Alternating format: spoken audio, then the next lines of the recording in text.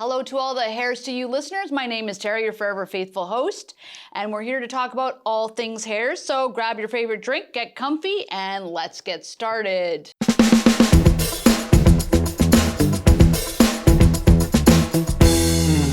So we're here today with JJ Cadwell. How you guys doing?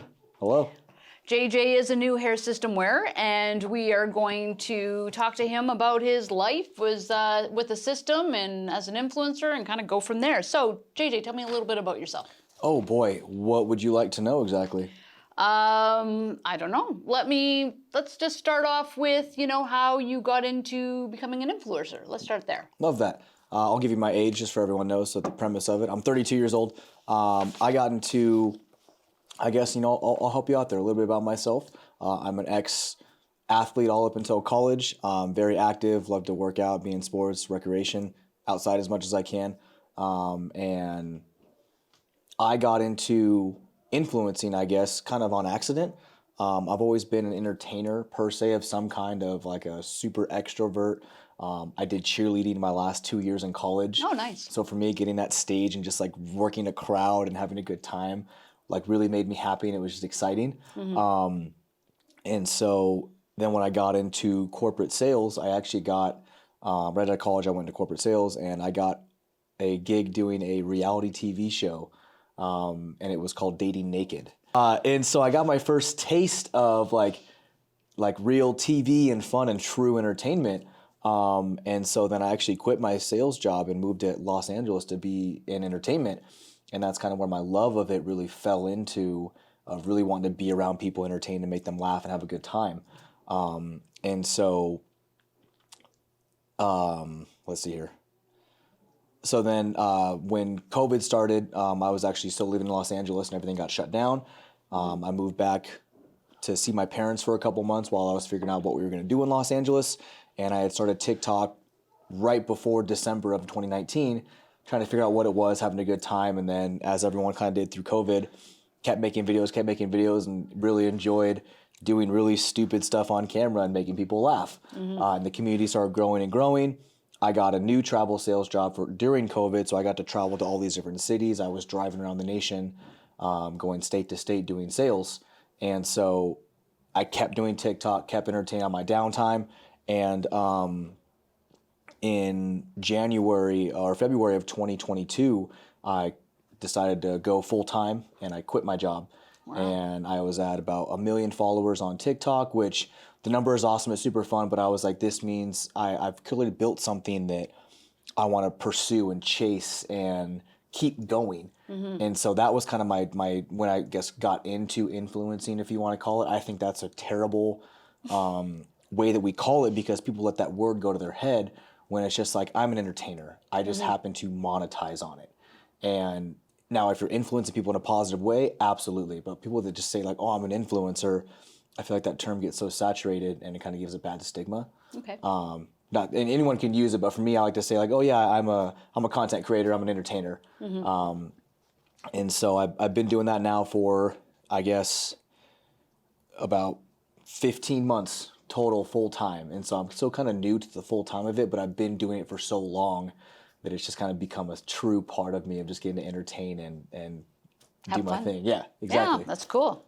So is the fun aspect that attracts you the most to being a content creator, yeah. entertainer? Is that what attracts you the most to that, or is it being in front of the camera? What is it that gives you that, that joy? That fire. Yeah. A little bit of both, right? So anybody can make a video, anyone can be an influencer, as we want to call it, or a content creator. But my thing is, if social media went away, what value did you bring it?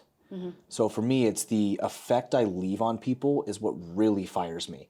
So I could make 100 videos, and let's say I get no comments or no nothing, that's going to hurt. But if someone, it's going to suck. But if someone comes up to me and goes, hey man, that video was amazing, it really did X, Y, Z for me, that made it all worth it. So being in front of the camera, it's fun, it's enjoyable, it gives me that high. But the real high for me is what people tell me, what people say. Yeah. Because for me, that's why I'm in it. It's how do I make somebody else feel? I've always had a big thing of, if I can make one person smile a day, I'm super happy. And then it's kind of evolved into, if I can change one person's mentality in a positive way, or just make them think something different for 10 minutes, even that 1 minute of my video, that's all I need. And so like being able to make money from that is a huge positive, which then gives me the ability to keep doing it. Because we all get busy, we all get doing everything, getting pulled 10 different ways. And so you kind of fall away from the things you enjoy because you're so focused on surviving. Yeah. So kind of backtracking to you, being in front of the camera is fun, creating is fun, entertaining is amazing. But at the same time, it's, if you're not entertaining anybody, why are you doing it? Because like, again, I can do it all, but if nobody sees it, or if no one is affected from it, it doesn't bring me as much joy. Yeah. So I guess it's kind of weird to say that it's a little bit of both, because I can entertain myself in front of the mirror for hours, right? I do dumb stuff all the time, and I'm having a great time. But it really is the other people that make you keep going. Yeah. Good. So getting into the hair loss aspect of things, when did you first Oh boy. start losing your hair, and you know, how did you actually become introduced to hair systems? So, and what's funny is anytime someone of, like, that's why I mentioned my age earlier, 32, oh, your hair loss isn't that bad, or this, everyone wants to down talk it, right? But even a little bit of hair loss could do a huge thing to someone's ego. And so I've always had a receding hairline. I've always had that nice little widow's peak. But ever since I was about 22 or 23, it just started slowly going back.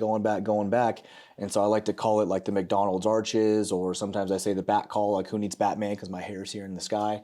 And now it wasn't like that big of a thing, but then when I started seeing other people who I'm always on camera, so now I'm critiquing myself left and right. I'm seeing the little things.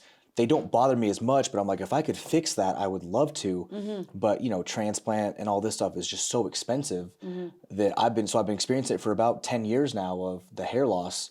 And I'd say the more mental aspect of it, the last probably like 3 or 4 years, because that's when I've really started to more notice it of, wow, I can't cut my hair short anymore because holy crap, look at that thing. And again, to me, it's huge, but to somebody else, it could be like, oh, that's not that bad. Well, I'm glad it's your head we're talking about, not mine. Yeah. And I actually first got introduced to it from two people. Scott D. Henry, I saw him make a video. I love this guy to death. He's one of my really good friends. And I see him, you know, he's got, most of his head is bald, and then he's got the two hair sides, always wears a hat. I'm like, dude, I wear hats all the time. Not because my hair, but because I enjoy wearing hats. And I, as being a very diva man, that 5 minutes takes me to get ready. Sometimes that's that's, you know, can't do my hair right. And I'm like, I can't do this. Throw a hat on. And then another guy named Average Tyler, who another guy on TikTok does, I saw him make a video where he was doing something. And he goes, hey, I'm going to get my hair replaced. And I said, I'm sorry, what? And then I see him take it off, put it back on. And I was like, that's a thing. Oh my gosh. Because then because I know Scott, I reached out to him. I said, hey man, what is this thing? And he's like, oh dude, yeah, it's a hair system. Like, show me the video of him with his hairstylist putting it on there. She does a bunch of transitions with him. And I was like, so you're telling me that my first initial thought was, you're wearing a toupee? And of course, my stigma of toupee is, I was like, well, that's for old people, you know, because I thought it was the only thing that they could do, or this or that. And so then knowing that Scott does it, and Scott's my age, I was like, that's not as bad as I think it is then, maybe. And so that's when I actually reached out to you guys, and I was like, hey, tell me more about this. Like, this is actually really exciting, because I didn't want to have to, and then the cool part for me was I didn't want to have to shave my entire head, because I like having a little bit of hair. So to find out when you guys were like, hey, we can actually do a front piece, or we can work with this, or you can mold it, this and that. I was like, sign me up. Let's figure out how to do this, because it's, and not to ramble, but kind of like a woman, I look at it as they can take their extensions in and out. They can change their makeup each day. And it's fun and it's awesome for me to be able to have it wear for a couple weeks, take it off, do something, this and that. So it's just nice to have the option or the ability. Yep. And you'd never expect like something that small can make such a massive difference. Yeah. So that's kind of the cool part for me, I guess. Well, yeah, exactly. So how long have you been wearing it for now? About 7 months, 6 months, on and off. Yeah. Because like I mentioned, I'll wear it for a couple weeks or a month, and then I'll take a little break, and maybe I'm doing a bunch of stuff where I'm outside in the heat a bunch, so I don't want to keep having differences. And so About 6-7 months. And do you feel that now that you're wearing a system, or you go through these phases where you're wearing it not wearing, do you feel it actually does improve your self-esteem when you actually have that hair versus not having the hair? Does it make a difference to you? I didn't think it would. I thought it would just be an interesting look because, again, I haven't seen my hairline since I was 20 years old. And the first time I put it on, I'll never forget this transition video I did. Excuse me. I made the first part of the transition like, oh, this is gonna be a good video, and then I saw it in the mirror. When I got it done, I was like, oh, this is really cool, really cool. But then when I did the transition, my pure joy that I saw on my face, I was like, wow, wait, this really does feel really good. And it's like a little kid in the candy store, and you kind of don't realize how excited you are. Yeah. Or you see your favorite superhero. Terrible analogy, but that's how I felt.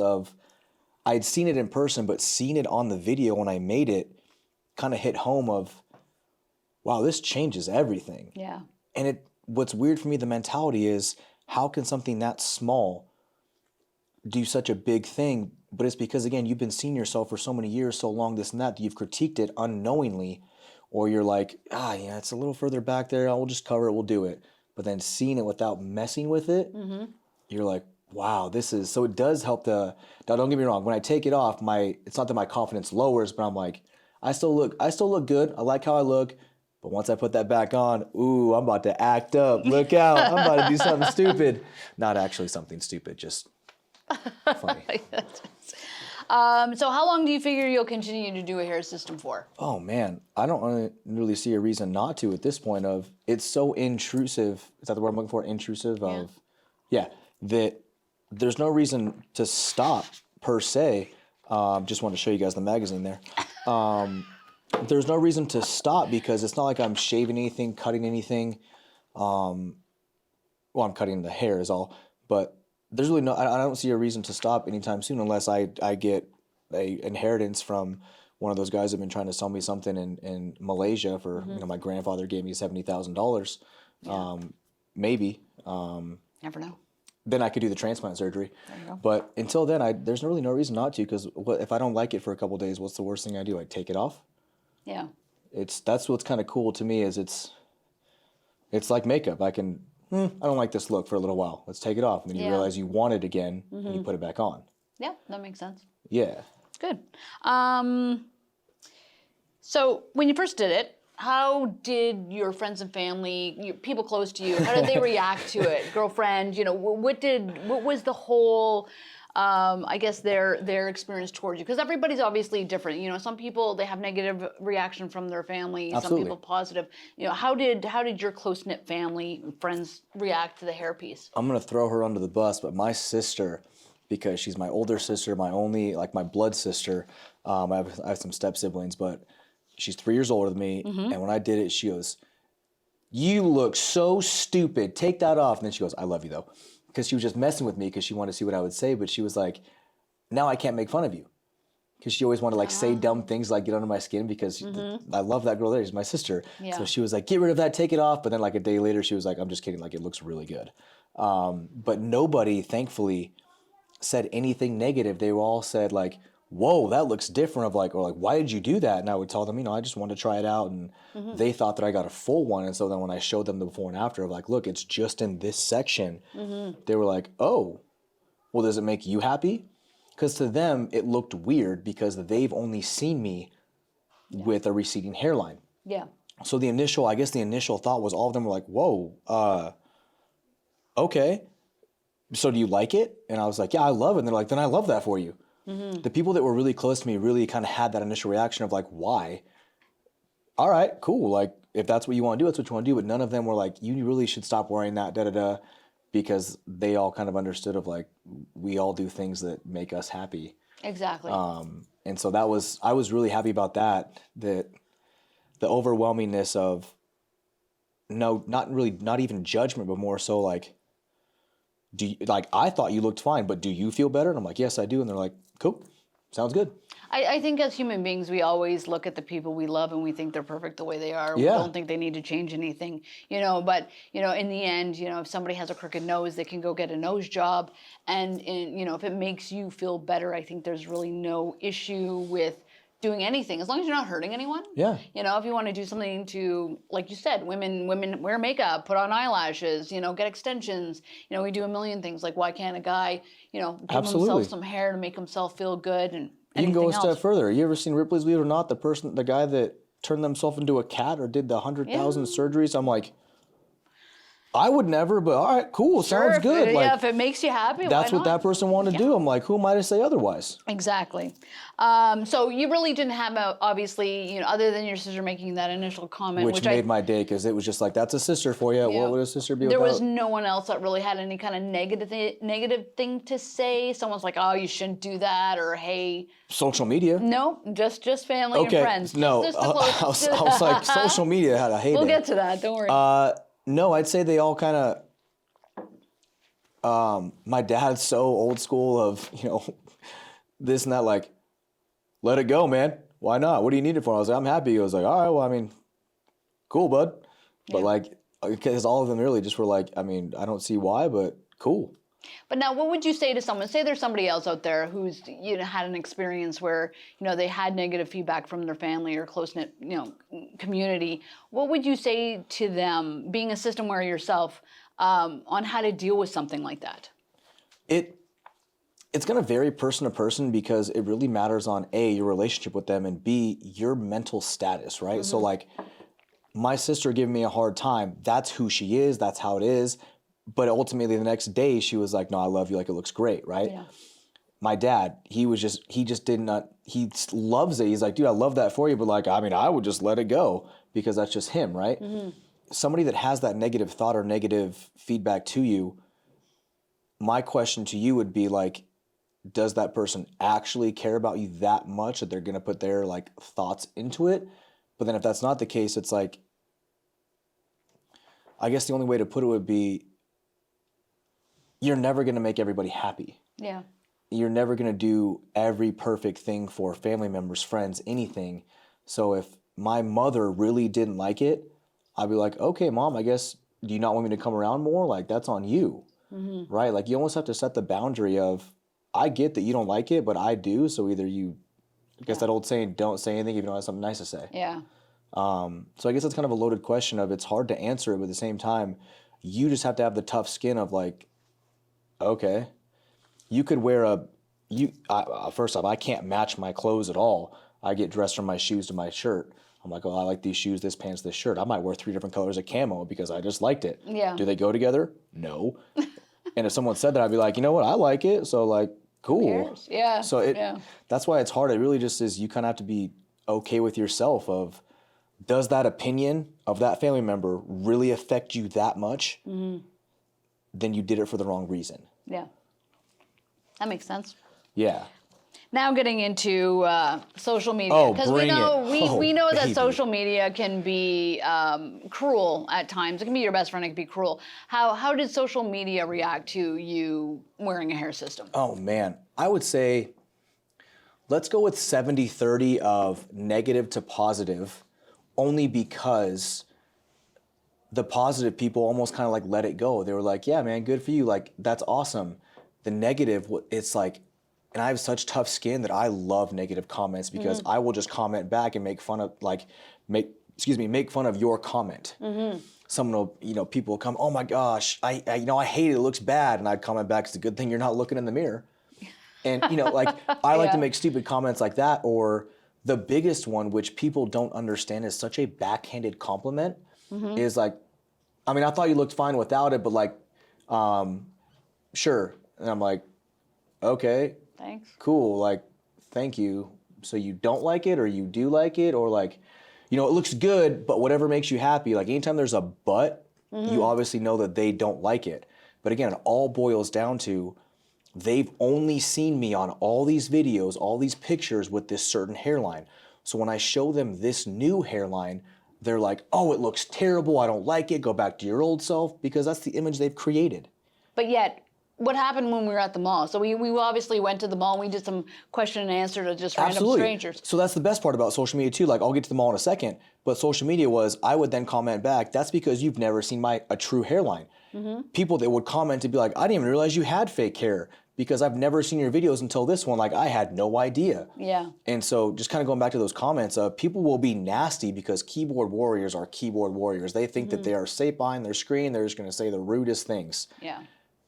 Like that's where like it kind of comes down to like, do you actually care about those opinions? Because if it makes me happy, it's great. But then the nice thing about social media was I would then have so many people like having my back and being like, it makes him happy. Why do you care? Like, why are you so worried about his hair? Or my favorite was, it's like, to me, it's a double standard, right? Women, you can wear makeup, you can wear extensions, you can wear wigs. You guys can shape shift with your makeup and turn into like these amazing like transformations, shape shift in a good way. And it cracks me up because you guys do that and no one bats an eye. Or, you know, people have something to say. But I put a hair system on and you've lost your mind. Yeah. Where's the double standard of you can do all this, but the moment I do, it's a problem? Yeah. I've never said to a girl like, ew, take that makeup off, you look bad. Because if I did, it'd be like, how rude of you, you're such a jerk. Let me do what I want. So why is it not the same when I do it? Exactly. Because it's not society's standard for a man to do that. Yeah. But so we went to the mall, and that was, again, it's almost like it's instant gratification. We interviewed a bunch of people. Hey, would you ever date a man with a toupee? Like, I don't know, I guess not, because again, they think it's an old man with a toupee. What would you say if I told you my hair was fake? What? My hair is fake. It is?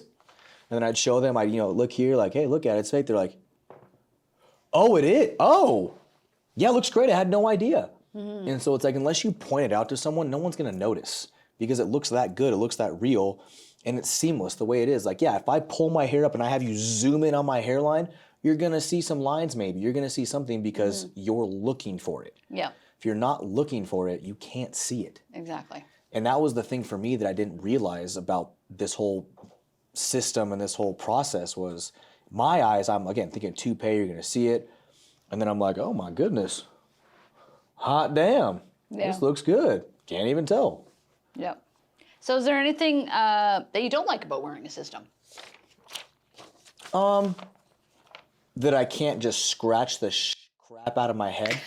Okay, yeah. Because every now and then I'll do this back here and then I'll just want to go here.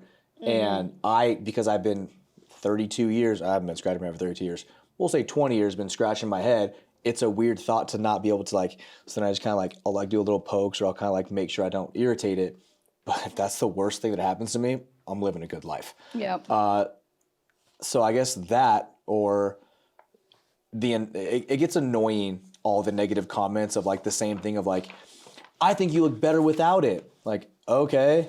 Yep. Like that's it. But then again, those are small things of like, it just gets old. So it's kind of funny of like, you got anything else to say? But like in terms of like me wearing it, no, just not being able to scratch. There's really no negative to it. Once you learn how to apply it and do everything that way, that can be a little tedious, but women can take an hour to get ready and be meticulous doing their makeup, this and that. So it took me 15 minutes to do my head. Whoa. But because I've never done it, I'm not used to that. So to me, that's like, oh my gosh, I got to get ready 15 minutes early now? Oh, God forbid. True. What advice would you give anybody who's experiencing hair loss and is interested in doing this? Just do it. That's, well, I mean, what does it hurt, right? Like these things used to be thousands of dollars. And now with this technology and with this ability to do all this, it's much more affordable. It's much like, what does it hurt? Like again, me, I didn't have to shave anything. I didn't have to change anything. I reached out. You guys had an amazing consult and you're like, hey, we can do X, Y, Z. Here's what we're thinking. And if I didn't like it, what's the worst that happens? Yeah. I'm out a couple $100s. Yeah. Exactly. I've spent a couple $100s on a night out drinking. I think I can try it for something that's going to make me that much happier. Yeah, that's true. So I mean, anybody that's experiencing it, look into it. Just it's non-intrusive. It's not permanent.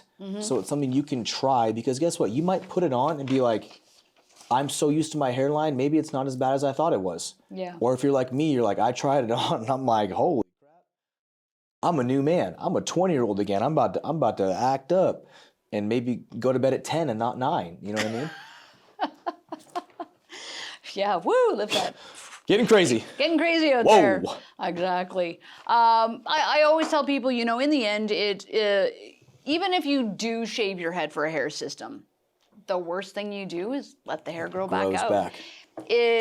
Wearing a hairpiece isn't gonna damage your hair underneath. So, you know, if it's something that you want to try out, you can definitely do that. It's not going to be end game if you decide to, you know, shave the head, or if you decide to maybe try clips first. There's so many ways we can attach these systems. So it is a really good option for anybody out there. Also too, like JJ said, he's 32. We have clients that are as young as 19 years old. I have clients that I've had a personal client of my own that was 92. 92. He was still wearing his hair at 90. Good for him. Yeah, at 92, he still wore his hair. I've had couples where, you know, the gentleman was older and his wife still hadn't seen him without hair. So that's how dedicated they are. Everybody's different. It's your journey. It's your journey on how you want to kind of go with it. Well, I think people forget too, like, well, I didn't realize, like, it's not like it's like a very delicate thing on your head. Once it's dried, like it's on there. Like we're good. Yeah. Did I mess up my hair, guys? It's okay if I did. But it's there. Like it's on, and it takes that 2 to 4 weeks, 6 weeks, depending on, you know, how much your body chemistry. But it's not like it's just gonna be sliding around all the time. And that was the big thing for me. I didn't understand that. And when you were talking about, like, you know, 92 years old, this and that, and I was like, yeah, I mean, it ain't going anywhere. So like it feels good. So, like, you can play with it, you can rub on it, you can grab it. I wouldn't recommend a lot of it, but... Yeah, exactly. But no, it's good. Well... I winked at the camera. It's good.